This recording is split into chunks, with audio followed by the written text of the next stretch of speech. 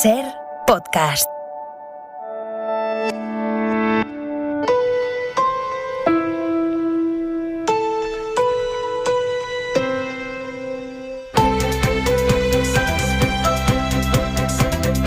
En la cadena SER, hora 25.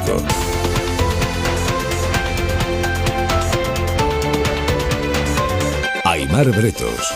Y lo primero esta tarde en hora 25 es mirar a las carreteras que estaban de bote en bote hasta hace muy poco, con la mitad de España yéndose de vacaciones en agosto. El tráfico está empezando a reducirse, pero poco por ahora. DGT, Alba Ariz, buenas tardes. Buenas tardes. Hasta ahora se normaliza el tráfico de salida de los grandes núcleos urbanos, pero estamos pendientes de varios accidentes.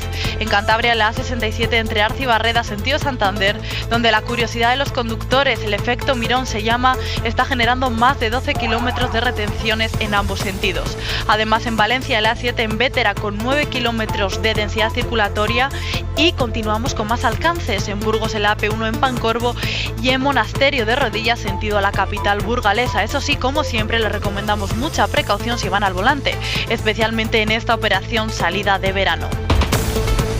Y acaban de terminar de comparecer ya todos los presidentes autonómicos, lo han hecho todos, después de la conferencia de presidentes que se ha celebrado en Salamanca, reunión del gobierno con los líderes autonómicos. El presidente Pedro Sánchez ha conseguido aplacar a las comunidades críticas, anunciando por un lado una llegada inesperada de vacunas en agosto, 3,5 millones casi, y por otro lado, anunciando que permitirá a las comunidades gestionar más de la mitad del dinero europeo que vamos a recibir de aquí a diciembre. Y de esa manera las críticas previstas de las comunidades del PP han quedado algo desactivadas, salvo las de Isabel Díaz Ayuso, que va con todo contra el gobierno. Es incomprensible el hecho de comprobar que somos un país cuyo gobierno opera contra los intereses de su capital. Y se permite. Ha presumido Ayuso de haber utilizado un tono duro dentro de la reunión. Aquí no se viene a hacer amigos, callarse no es unidad, es pleitesía. Eso es lo que ha dicho la presidenta de Madrid. Le acaba de contestar la portavoz del gobierno, Isabel Rodríguez. En relación a la señora Ayuso, pues es que igual ella buscaba otra cosa de esta reunión, y lo que quizás no le haya gustado es que se haya desarrollado en este ambiente de consenso y de diálogo. Y esa tesis de que, frente a lo que se esperaba, ha terminado siendo una conferencia de presidentes de cierta cordialidad. Esa tesis la ha respaldado el presidente de Cantabria, Miguel Ángel Revilla, que hoy estaba más pedrista que Iván Redondo en sus tiempos buenos. Revilla sobre Pedro Sánchez. Yo creo que ha sido el día para él más cómodo y hasta diría que políticamente más glorioso de todos los que ha tenido en las reuniones que hemos tenido con él. Baste decir, y esto es cierto, que han acabado todos, por lo menos todos los que yo he visto, yo estaba entre dos presidentes del PP, aplaudiéndole enfervorizadamente, cosa que no había ocurrido nunca. Enfervorizadamente, dice Revilla. Y ojo a esto que ha propuesto dentro de la conferencia de presidentes el extremeño Guillermo Fernández Vara: mascarillas obligatorias para siempre en los meses de invierno. El ahorro en vidas, el ahorro en camas hospitalarias, el ahorro en camas de UCI y el ahorro en medicamentos son de tal magnitud e importancia que yo creo que merecen que se abra un debate en relación con la utilización de la mascarilla en España entre el 21 de diciembre y el 21 de marzo, que son los meses del invierno. Les vamos a contar ahora que la mujer asesinada por su marido en Barcelona le había denunciado por violencia machista. Y les vamos a contar cómo la plataforma de envíos a domicilio Deliveroo ha anunciado que deja a España casualmente 2 semanas antes de que entre en vigor la ley que le obligaría a contratar a sus repartidores y no tenerlos dando vueltas por la ciudad como falsos autónomos. Vamos con todo ahora en este hora 25 de viernes. Ana Corbatón, buenas tardes. Hola Aimar, buenas tardes. Y lo primero es ver cómo le ha ido hoy a los deportistas españoles en los Juegos Olímpicos de Tokio. Jesús Gallego, buenas tardes. ¿Qué tal? Buenas tardes. Otra jornada sin medallas para la delegación española, ni en boxeo, ni en piragüismo, ni en natación, donde teníamos opciones, ni en tenis, donde Pablo Carreño perdió en semifinales ante el ruso Kachanov. Pero le queda a Pablo la opción del bronce, que se jugará mañana ante el número 1 del mundo, Djokovic. Creo que ha sido más acierto suyo que fallo mío. Mañana tengo un partido también muy importante, está en juego una medalla olímpica y hay que intentar recuperarse física y mentalmente para llegar al 100%. Comenzó el atletismo y nos dio una buena noticia, porque la saltadora Ana Peleteiro se metió en la final del triple salto con la segunda marca. El domingo la saltadora gallega peleará por una medalla. Y para mañana sábado vuelve el fútbol, cuartos de final. España se mide ante Costa de Marfil para intentar llegar a semifinales y luchar por las medallas. El fin de semana viene marcado por un descenso generalizado de las temperaturas, no demasiado, pero algo se va a notar. Luismi Pérez, buenas tardes. Buenas tardes, pues la palabra que va a definir el tiempo de los próximos días es alivio térmico. Baja la temperatura, mañana se va a notar sobre todo en el sudeste del país, donde hoy todavía hemos rozado los 40 grados. El domingo incluso más de uno y más de una, sobre todo por la mañana, se va a quejar del fresco en el interior peninsular. Y algunos chubascos esta noche en el Cantábrico, que mañana van a ir a más allí, también en el Pirineo. Y atención mañana por la tarde con las tormentas entre Soria, Aragón, Cataluña y el norte de la Comunidad Valenciana. Algún chubasco caerá en el norte de Baleares, también en Madrid o el norte de Castilla-La Mancha, y en el resto del país más tranquilidad, con algo de calima en Canarias. El domingo cielo básicamente enmarañado y las nubes más densas en el Cantábrico y el Pirineo, allí con algunos chubascos poco importantes.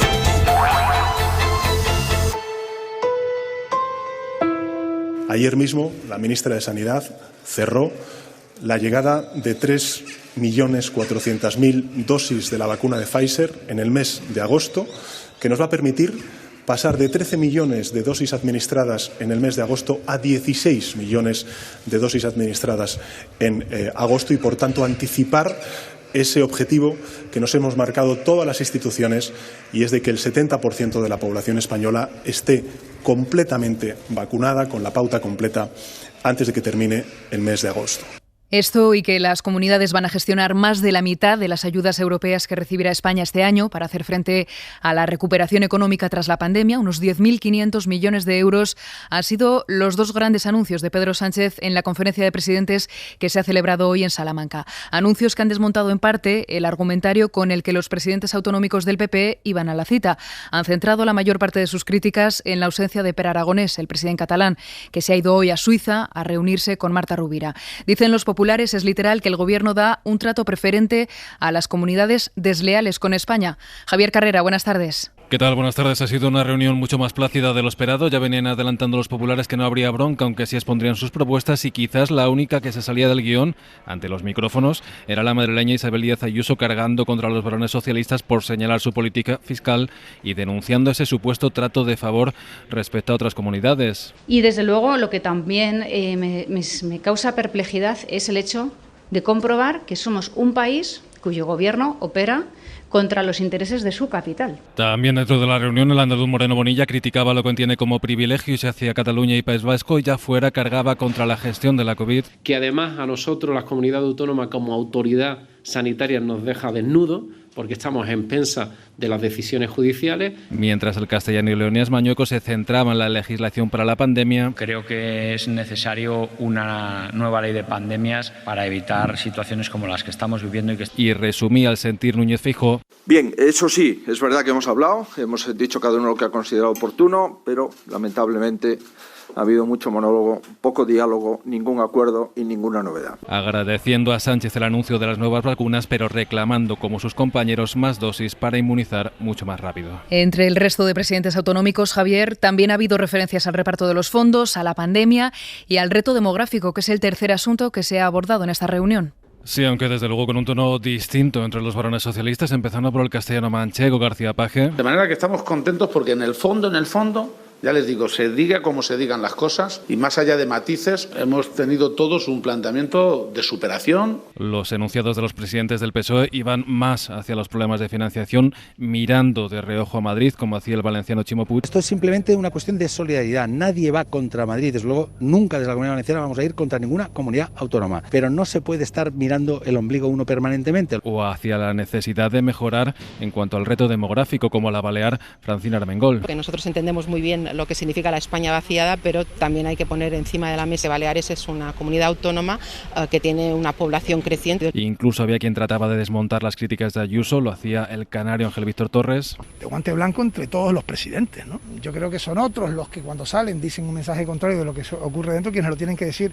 Y más allá de los socialistas y los populares, el vasco Íñigo Urkullu volvía a llamar la atención sobre el reparto de fondos. Las comunidades autónomas hemos de tener en este ámbito capacidad de actuación y decisión como la tenemos en la gestión de otros fondos europeos. Pidiendo entender las singularidades de cada comunidad autónoma. Gracias, Javier. Al terminar ese encuentro, por parte del Gobierno ha comparecido la ministra portavoz, Isabel Rodríguez, que ha dicho que ha sido una reunión productiva y que se ha celebrado en un ambiente cordial. Es un formato que ha resultado muy útil a lo largo de este tiempo. No hubiera servido para afrontar estas circunstancias la situación de planificación ordinaria. Y en cualquier caso, por supuesto, es que lo que decimos no solo lo decimos, lo hacemos y lo cumplimos. Este es un gobierno en permanente escucha y no hay inconveniente, siempre que sea en la mejora, de adecuar los mecanismos. La primera parte de ese dinero de los fondos de recuperación va a llegar a España en cuestión de días, aunque a nivel europeo las instituciones comunitarias todavía tienen que dar el visto bueno a 11 planes nacionales.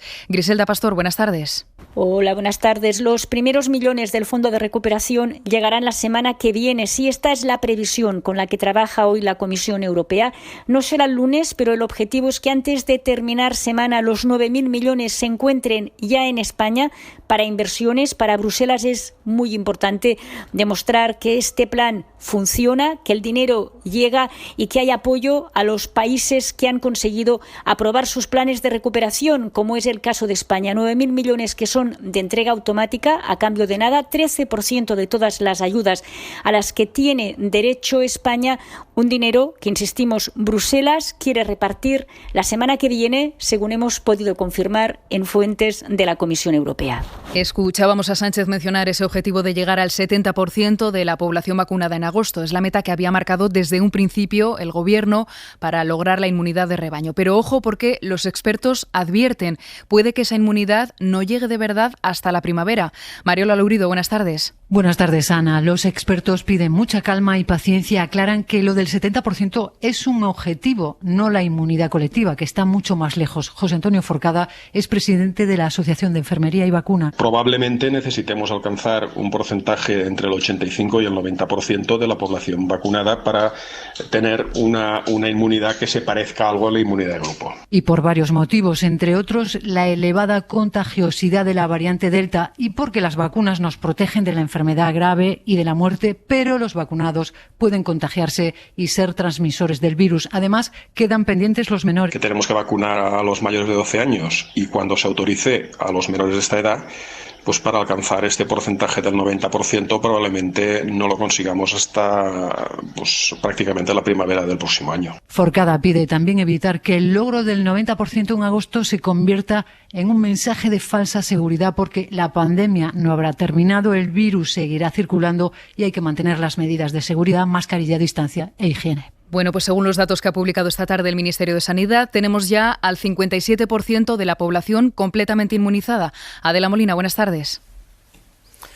Sí, ¿qué tal? Buenas tardes. Son casi 27 millones de personas las que ya han recibido la pauta completa. En las últimas 24 horas se han puesto casi medio millón de dosis más, 473.459 exactamente, de las que algo más de la mitad han sido para completar la pauta. Con al menos una dosis el porcentaje es del 67%, lo que supone más de 31.800.000 personas. Si hacemos balance de este mes de julio, se han administrado casi 14.160.000 dosis, una cantidad similar a la de junio. En este mes el número de personas con pauta completa ha aumentado en prácticamente 9 millones y el porcentaje de la población inmunizada ha pasado del 38 a casi el 57% que comentabas. Ha subido casi 20 puntos porcentuales. Buen ritmo, por tanto, de vacunación y buena evolución de la incidencia acumulada. Comenzó a bajar levemente esta semana y hoy desciende 9 puntos hasta los 687 casos por cada 100.000 habitantes. Aunque eso sí, la presión de la UCI de momento sigue al alza, Adela. Sí, Sanidad notifica algo más de 24.700 contagios hoy. La incidencia sigue a la baja, también entre los grupos de edad que la tienen más alta. Cae cerca de 100 puntos entre los veinteañeros y más de 70 en el grupo entre 12 y 19 años. En los hospitales, sin embargo, como tú señalas, siguen aumentando los ingresos. Hoy hay 100 pacientes más, hasta los 9.825, y en las unidades de cuidados intensivos son 54 más, con la ocupación de camas que ya supera el 18%, es decir, prácticamente una de cada 5 está ocupada por un paciente COVID. Además, hoy se han notificado otras 44 muertes.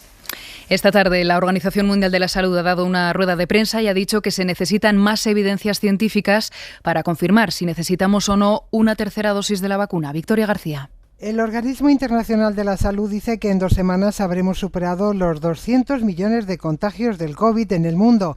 Y esa cifra la da tirando a la baja. El virus ha evolucionado, ahora es más rápido y está más en forma. Dice Tedros Adhanom que el mundo tiene las herramientas para luchar y acabar con la pandemia. Otra cosa es que quiera usarlas correctamente. La pandemia acabará cuando el mundo elija acabar con ella. Está en nuestras manos. Tenemos todas las herramientas que necesitamos. Podemos prevenirla, podemos verla y podemos tratarla. Y aún así, los contagios y las muertes del COVID continúan subiendo. El organismo internacional asegura que la variante Delta no ha incrementado el número de fallecidos por la enfermedad a pesar de su alto ratio en contagios. Además, las vacunas existentes ofrecen protección no contra los contagios, sino contra la parte más severa de la enfermedad de la COVID.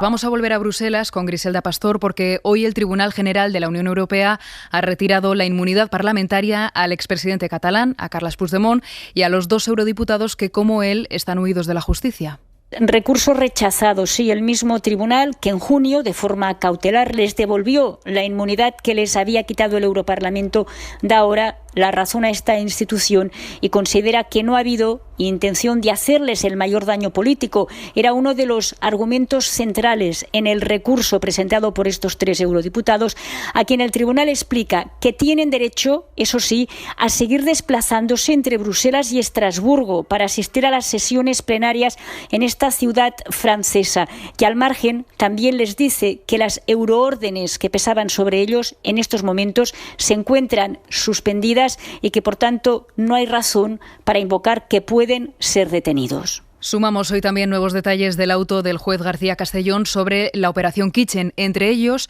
los argumentos por los que rechaza la investigación del uso de fondos reservados para espiar a Bárcenas. Todo esto a la espera de si hay recurso por parte de la Fiscalía y de la Abogacía del Estado. Miguel Ángel Campos. Anticorrupción y la Abogacía del Estado aún analizan el auto del juez y no han tomado oficialmente una decisión, pero todo apunta a que recurrirán el cierre precipitado de la instrucción decretada ayer por el magistrado, al entender que faltan múltiples pruebas que practicar para descartar o admitir la implicación en la causa de una trama política desde el PP y la jefatura de gobierno que ordenó al ministro Fernández Díaz la ejecución del robo de documentos y grabaciones a Bárcenas con fondos reservados para salvar al propio PP y a Mariano Rajoy. Entre las diligencias del fiscal que el juez ha rechazado no solo está la negativa a imputar a Cosidó o averiguar si el teléfono aportado por Villarejo es de Rajoy, sino que el juez ha descartado investigar la participación del CNI en la causa o cuántos fondos reservados se gastaron para espiar a Bárcenas, básico para atribuir delito de malversación. Dice el juez que es imposible saber cuántos fondos se gastaron porque en las facturas no figura el gasto concreto, pero fuentes de Interior aseguraron a la SER que el gasto total ascendió a 500.000 euros. Además, el juez ha descartado investigar qué policías visitaron de forma subrepticia en prisión al falso cura que secuestró a la familia Bárcenas y desde qué cuenta, de forma anónima, alguien le ingresaba cada mes 250 euros en la cárcel. El dato de la EPA de ayer ya mostraba una recuperación de la economía española y hoy lo confirma el del Producto Interior Bruto, que ha crecido un 2,8% entre abril y junio de este año. Rafa Bernardo. Después de un primer trimestre de restricciones a la actividad que causaron una caída del PIB de 4 décimas, la reactivación entre abril y junio ha traído un repunte de la economía del 2,8% protagonizado por el consumo, especialmente el consumo de los hogares con un crecimiento del 6,6%, aunque las administraciones también han seguido apoyando el consumo con una subida del 0,8%. Por sectores, el fin de las limitaciones sanitarias se ha notado especialmente en el crecimiento vivido por las actividades artísticas y recreativas, superior al 20%, y por el comercio, transporte y hostelería del 5,5%. Nadia Calviño, vicepresidenta. Los datos que hemos conocido esta semana confirman que está en marcha una fuerte recuperación económica acompañada de un buen ritmo de creación de empleo. Gracias a la vacunación y la eficaz respuesta que hemos dado en el plano económico y social, seguimos cerrando la brecha generada por la pandemia para lograr una recuperación plena en 2022. En comparación interanual, el crecimiento del segundo trimestre ha sido del 19,8%, ya que el segundo trimestre de 2020 fue el del hundimiento de la economía causada por la primera ola. La recuperación, por tanto, se empieza a notar en España y también en el conjunto de Europa, porque después de 2 trimestres de retroceso económico, de abril a junio, el Producto Interior Bruto de los 27 ha crecido cerca de un 2%, Rafa. Sí, el PIB de la zona euro vuelve también en el segundo trimestre al crecimiento después de 2 trimestres en negativo. Entre abril y junio subió un 2%,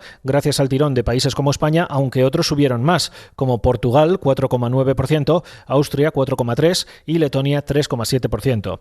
En términos interanuales, la recuperación es del 13,7% en el conjunto de los países de la moneda única, aquí sí liderados por el 19,8% de España, seguido por Francia 18,7% e Italia 17,3%. Si miramos al conjunto de la Unión Europea, los datos son muy similares, 1,9% de subida del PIB intertrimestral, 13,2% en términos interanuales. Deliveroo estaba valorando abandonar España. Este viernes ha anunciado una consulta con trabajadores, riders y sindicatos que podría culminar con su salida del país hacia finales de octubre. Dice la empresa que toma esta decisión por motivos estratégicos, pero se produce a tan solo 2 semanas de que entre en vigor la ley rider en nuestro país. Sira Valdés. La compañía está presente en 12 mercados y el español solo aporta el 2% de sus ingresos. Por eso ahora anuncia su intención de retirarse de nuestro país, porque dice en un comunicado, para impulsar la rentabilidad en España tendrían que realizar una inversión desproporcionada sin saber si esta daría resultados.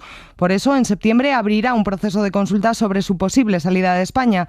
Desde la Asociación de Riders Autónomos culpan a la ley rider de esta decisión, extremo que niegan desde otras asociaciones de riders y también desde comisiones obreras. Sus portavoces son Jordi Mateo y Carlos Gutiérrez, respectivamente. Pues es una consecuencia más de la ley rider. Es uno de los peores escenarios a los que temíamos hacer frente. Esta decisión viene motivada por una estrategia empresarial. En España, Deliveroo no era líder del mercado y además venía acumulando toda una serie de pérdidas a lo largo de estos años. Una decisión que de salir adelante afectaría a casi 4.000 trabajadores que la empresa tiene en España. Y un asunto más de la economía, el grupo Stellantis, que reúne a marcas automovilísticas como Citroën, Opel o Fiat, ha confirmado el cierre de más de un centenar de concesionarios en España. Carlos Sevilla. El ajuste se anunció en mayo, pero hoy se ha traducido en cifras. En un plazo de 2 años van a desaparecer casi la mitad de los concesionarios de Alfa Romeo, Fiat, Lancia y Jeep, más de un tercio de los de Opel, cerca del 35% de la red de Citroën y casi 1 de cada 4 concesionarios de Peugeot. En total, 129 concesionarios del grupo Stellantis, casi un 40% de toda su red,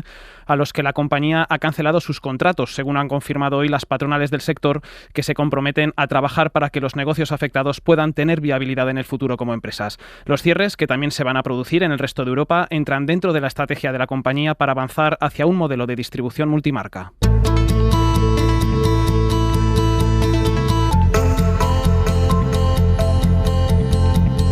Los Mossos d'Esquadra investigan como un crimen machista el asesinato de una mujer en Sant Vicenç de Castellet, en Barcelona.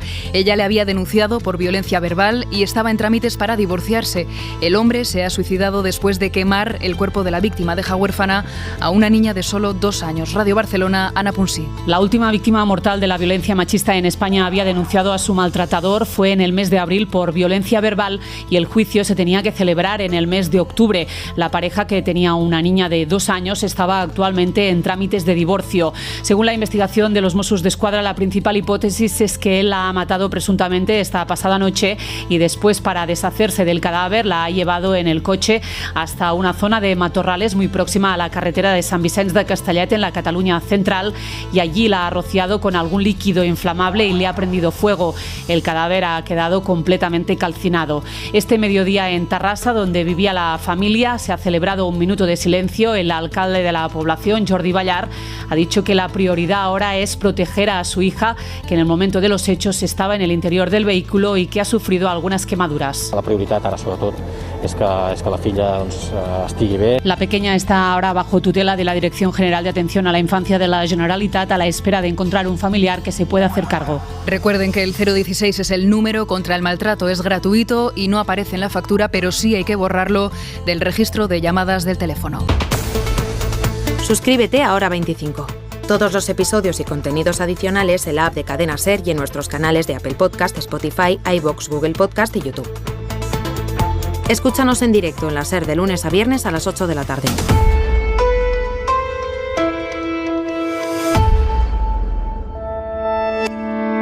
Cadena SER. La radio.